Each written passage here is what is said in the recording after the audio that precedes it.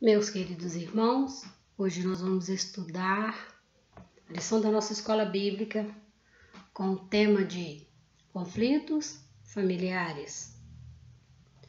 O nosso texto básico se encontra em Gênesis capítulo 4, nós vamos ler do versículo 1 até o versículo 7. Gênesis 4. Coabitou o homem com Eva, sua mulher. Ela concebeu e deu à luz a Caim.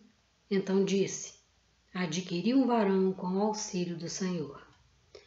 Depois deu à luz a Abel, seu irmão. Abel foi pastor de ovelhas e Caim, lavrador. Aconteceu que no fim de uns tempos trouxe Caim do fruto da terra uma oferta ao Senhor. Abel, por sua vez, trouxe das primícias do seu rebanho e da gordura deste. Agradou-se o Senhor de Abel e de sua oferta, ao passo que de Caim e de sua oferta não se agradou. Irou-se, pois, sobremaneira Caim e descaiu-lhe o semblante. Então lhe disse o Senhor: por que andas irado? E por que descaiu o teu semblante? Se procederes bem, não é certo que serás aceito? Se todavia procederes mal, eis que o pecado jaz à porta, e o seu desejo será contra ti, mas a ti cumpre dominá-lo. Então a nossa lição ela se baseia nesse texto, neste momento em que dois irmãos entram em conflito.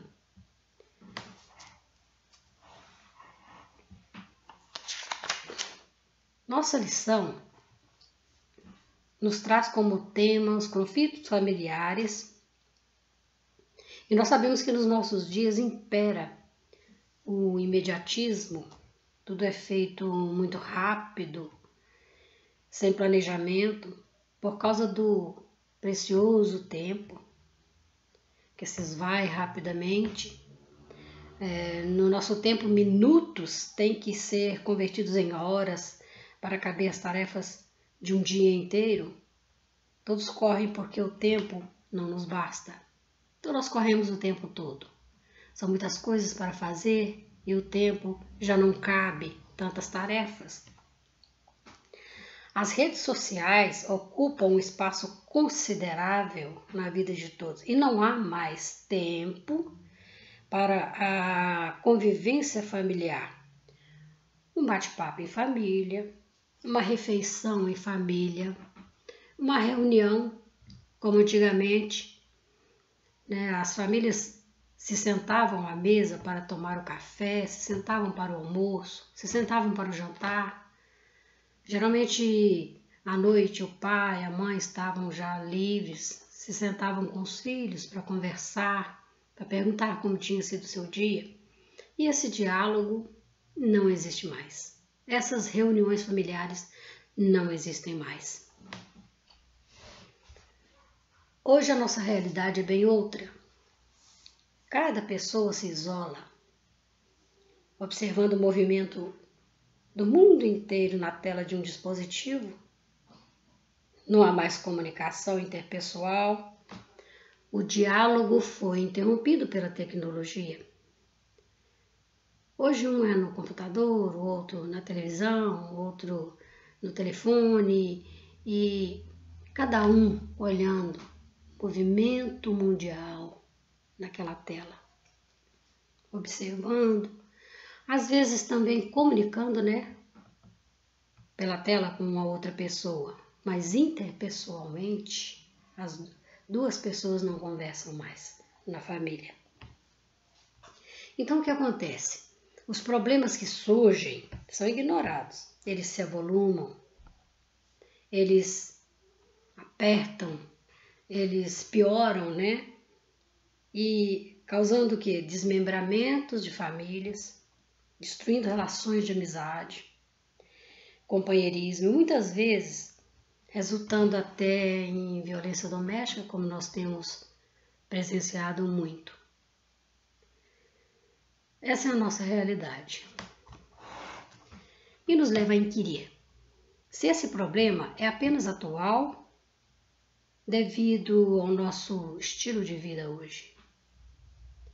E nós nos perguntamos, quando foi que surgiram os conflitos no seio da família? Hoje nós culpamos a mídia. Na verdade, esse problema é tão antigo quanto a própria existência humana. Surgiu ainda no convívio da primeira família formada por Deus na Terra. A questão do conflito foi o pecado, que contaminou o homem. E por causa do pecado, por causa da contaminação, por causa do mal que entrou no coração do homem, surge a primeira disputa entre Caim e Abel. A manifestação do bem e do mal. Então surge o primeiro irmão que fracassa na tentativa de ter convívio com o seu irmão. Então, fracasso de um irmão. Nosso primeiro tópico. Caim e Abel nasceram após o Éden. O mal já existia no coração humano.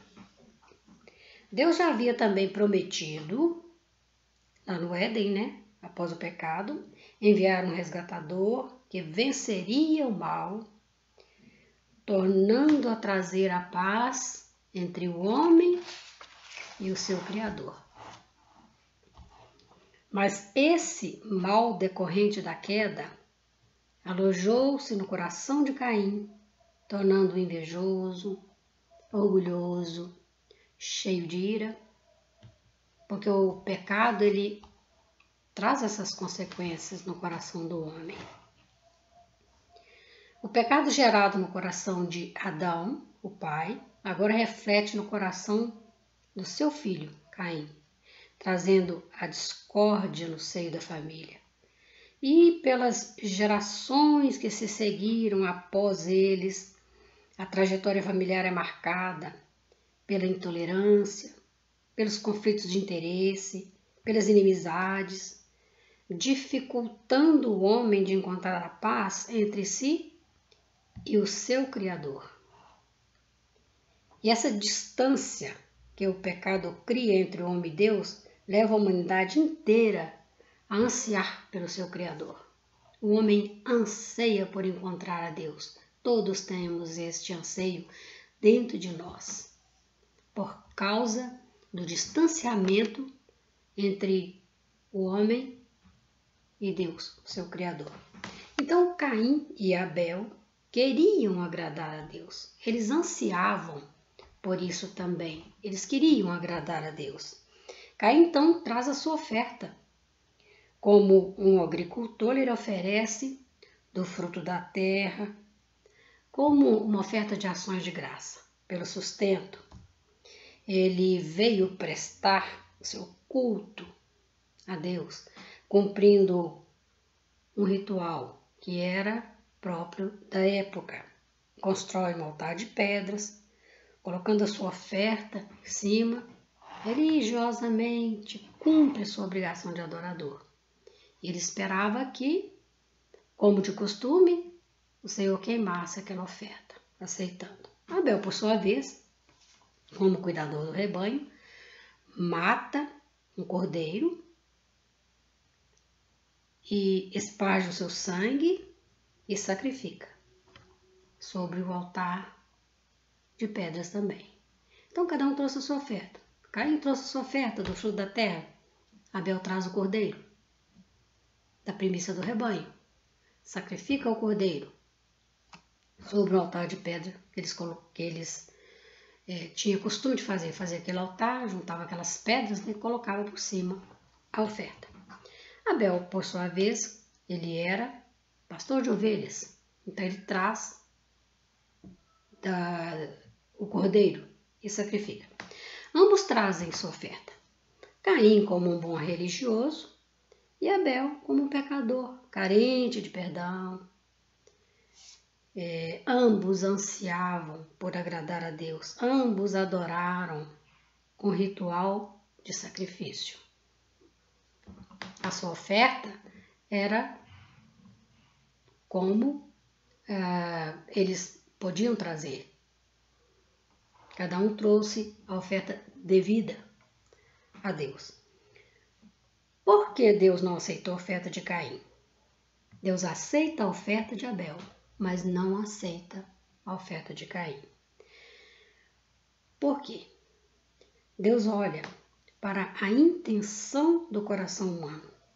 E ele viu que Caim pensava que a sua vontade, a sua ânsia de aproximar de Deus bastava para agradar a Deus. Olha, eu tenho vontade, eu anseio por estar perto de Deus. Então, aquela ânsia, aquela vontade que ele tinha, bastava para agradar a Deus.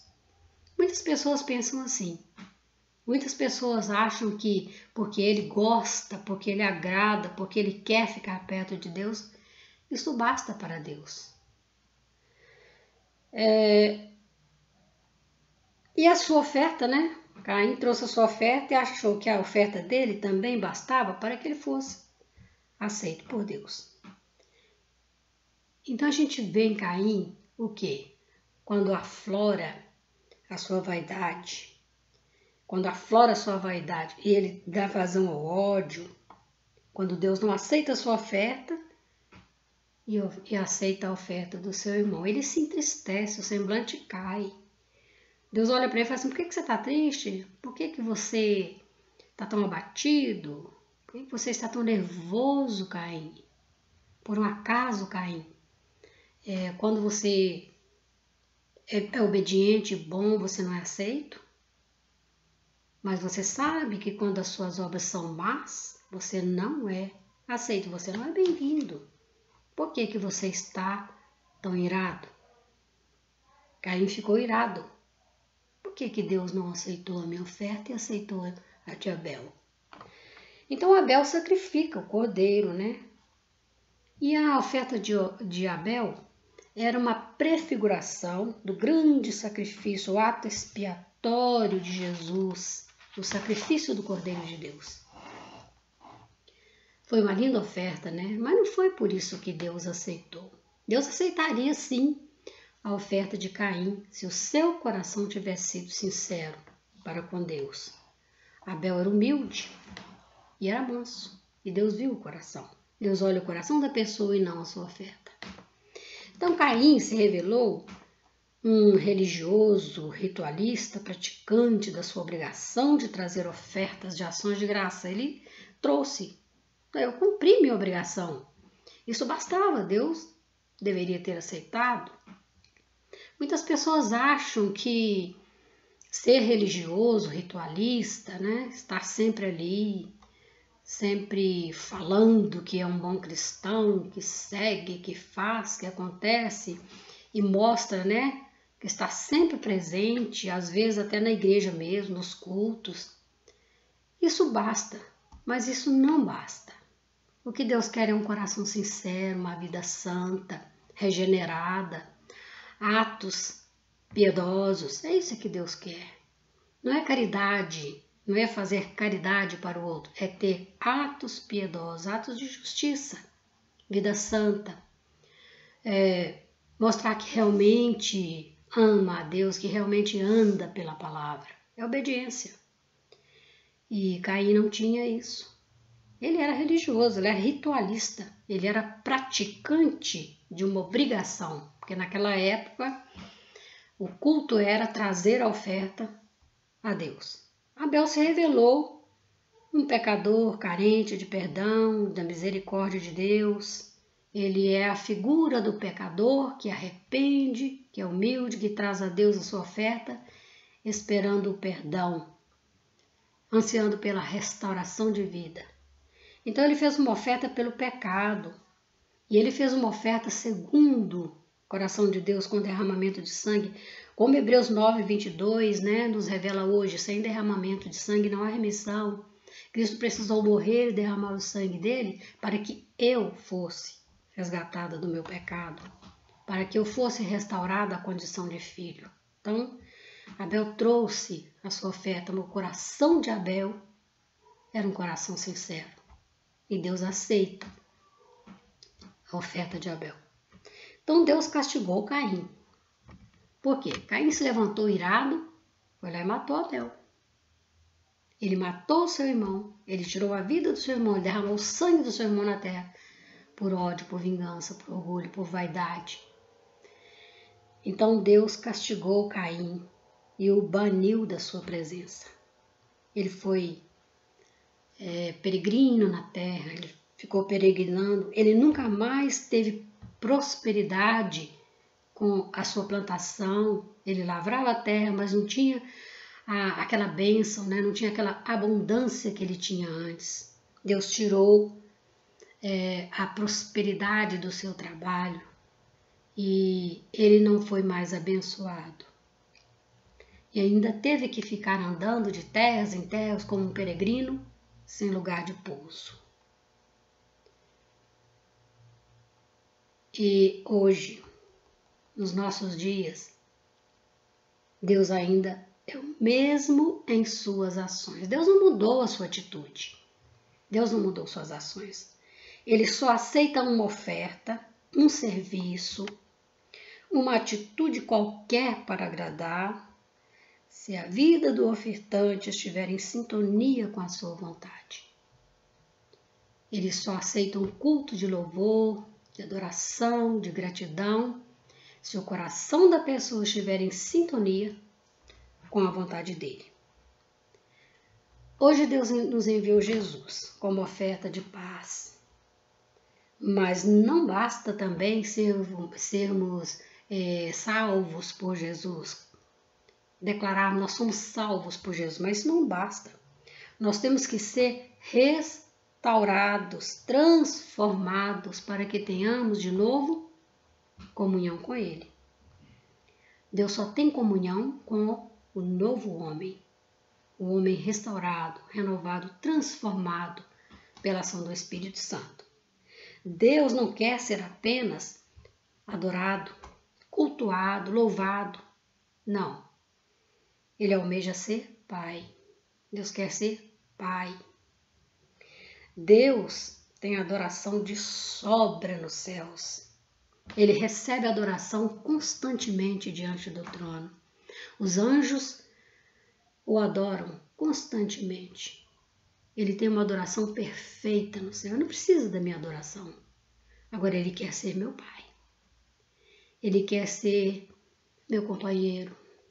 Ele quer ter comunhão comigo. Ele quer ter intimidade comigo.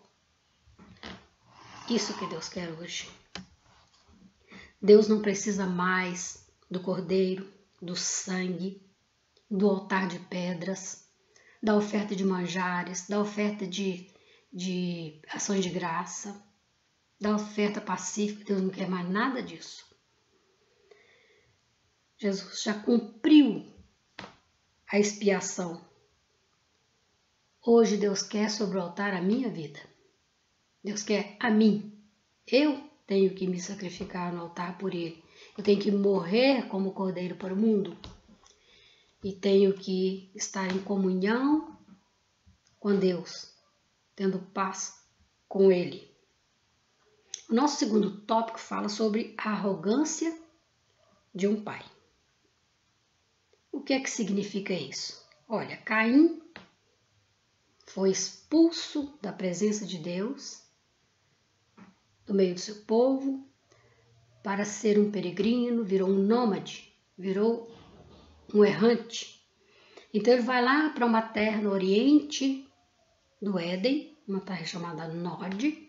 Ele vai para essa terra e ele constrói uma grande cidade com o nome de Enoque, porque o seu primeiro filho se chamava Enoque, então ele fez uma cidade com o mesmo nome do filho dele, seu primeiro filho, Enoque. Mas Caim não tem registro na Bíblia, ele não se arrependeu e ele não passou para a sua geração o temor do Senhor. E foram-se caminhando pelas gerações, nós encontramos agora a quinta geração de Caim, uma geração cheia de pecado, a nódoa do pecado e do mal. E a Bíblia registra um dos seus descendentes chamado Lameque. Na sua quinta geração aparece um homem chamado Lameque, descendente de Caim.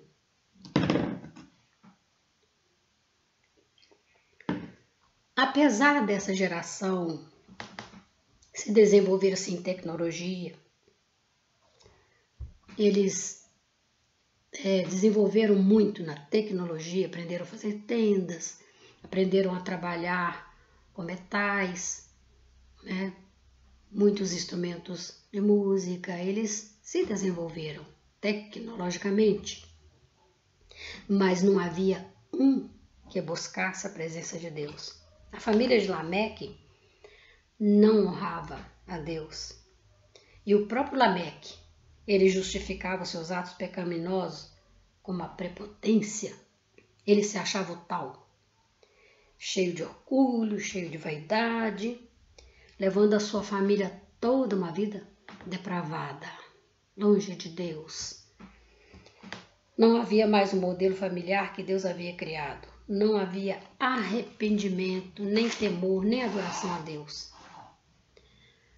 Mas, irmãos, apesar de tudo isso, de toda essa tragédia, Deus não retirou a sua promessa feita no Éden. Ele olhava para o homem se perdendo, né? Uma geração inteira alienada, vivendo alienada, cheia de perversidade, de violência, sem respeito, sem moral, povo de coração duro, impenitente. Mas ele não retirou a sua promessa, ele não voltou atrás. E nessa descendência caída, ele olha e vê um homem, ele vê Noé.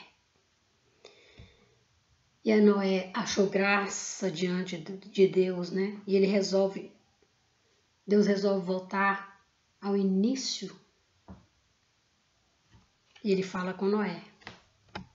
Ele achou graça na vida de Noé. No meio de pessoas tão perdidas, sempre tem um que Deus olha e vê e se agrada, assim como se agradou de Noé. E mesmo ele chamando Noé para um início, para um reinício, né, da criação, ele ainda dá 100 anos de oportunidade àquele povo para se arrepender. Mas ninguém se arrependeu. Noé pregou por 100 anos, fez aquela arca, mas eles não se arrependeram, não voltaram para o Senhor. Então, com apenas 8 pessoas, Deus recomeça o seu plano de redenção, mostrando ser um pai amoroso, cheio de misericórdia, mas justo juiz. E não se deixa enganar pelo pecado e nem é vencido pelo mal. Deus nunca se vence pelo mal. E Ele sempre é justo, Ele julga com justiça e com retidão. Então Deus começa de novo, após o dilúvio, Ele elimina aquela raça impenitente e essa nova geração Deus faz uma nova promessa de que não mais destruiria toda a raça humana, como tinha feito. E ao sair da arca, Noé e sua família trazem oferta ao Senhor. Sacrificam de animais limpos diante do altar e Deus recebe. E Deus mostra o seu arco da aliança e faz uma nova promessa. Não vou mais destruir a terra, não vou mais eliminar o homem da face da terra por causa do pecado. Deus se agradou do sacrifício, das ofertas de Noé e abençoou sua família e fez com eles um concerto de paz. Concluindo a nossa lição, muitos conflitos familiares foram registrados neste princípio da humanidade. Nesses primeiros capítulos de Gênesis nós vemos tantos conflitos. Os primeiros irmãos, Caim e Abel, nessa situação, nos deixam um exemplo de que uma disputa na família deixa um traço de destruição nos relacionamentos e deixa marcas em todos os membros daquela família. todos ficam marcados. Naquele momento, nos parece que o mal venceu o bem. Caim era mau, Abel era bom, e Caim matou Abel. Então, o mal venceu, teve a sua vitória. E, por consequência, um rastro de iniquidades, e violência se estende pelas gerações seguintes, levando o homem criado por Deus a uma necessidade de perdão e restauração da paz com seu Criador. O homem caído, ele se torna um pecador separado de Deus, carente de perdão, carente de restauração, precisando da misericórdia do Pai. Caim tornou-se a figura do homem pecador que precisa da graça, do perdão de Deus. No dilúvio, Deus eliminou toda uma população terrena, julgados incapazes de retornar ao Criador para a glória dele. Conforme o seu plano, o plano de Deus é que o homem viva para a glória dele, mas aquela geração não glorificou a Deus e Deus eliminou ela da face da terra. Mas Deus jamais desistiu da raça humana e nem da bênção para a terra criada. Ele continua a sua trajetória, a terra dando seu fruto, continua a sustentar a vida e o homem. A terra ainda nos sustenta. A terra ainda nos dá condição de vida. A terra ainda continua a sua trajetória abençoada por Deus. Mas apesar disso tudo, apesar de Deus nos dar vida, nos sustentar a vida, nos deixar a terra ainda produzindo seu fruto, Deus condena o pecado. Ele condena o pecado. E todo o homem que não se arrepende e não volta para a comunhão com Ele também é condenado. A Bíblia diz que aqueles que não creem em Cristo como Senhor da sua vida e não se coloca na submissão ao Pai, mediante a sua palavra, ele é condenado, já está condenado. Quem crer é salvo, quem crer em Cristo, quem o aceita, quem aceita o senhorio, aceita ser cidadão do seu reino, esse é salvo. Mas aquele que não aceita é condenado. Deus continua condenando o pecado. Não o pecador, mas o pecado. Mas aquele que rejeita, o homem que rejeita, o homem iníquo que escolhe a viver pelo mal, ele é condenado. Hoje Deus não busca um altar de pedra, um sacrifício de sangue, porque Ele mesmo em Cristo se sacrificou por nós. Cristo é a eterna e perfeita oferta que Deus desejava. Então Deus se sacrificou a si mesmo em Cristo Jesus. Ele não precisa mais do cordeiro e nem das ofertas. Ele não precisa mais de sacrifício. Hoje Ele quer vidas. Ele quer pessoas voluntariamente que desejam amá-lo, que voluntariamente se entregam a Ele, que voluntariamente o adoram em espírito e em verdade. Nós não precisamos de um local, nós não precisamos mais de nada palpável. Nós o adoramos em espírito. Em Cristo, Ele nos reconcilia com Ele. É a sua oferta de paz. Então nós temos em Cristo a oferta de paz. Que Deus possa nos abençoar.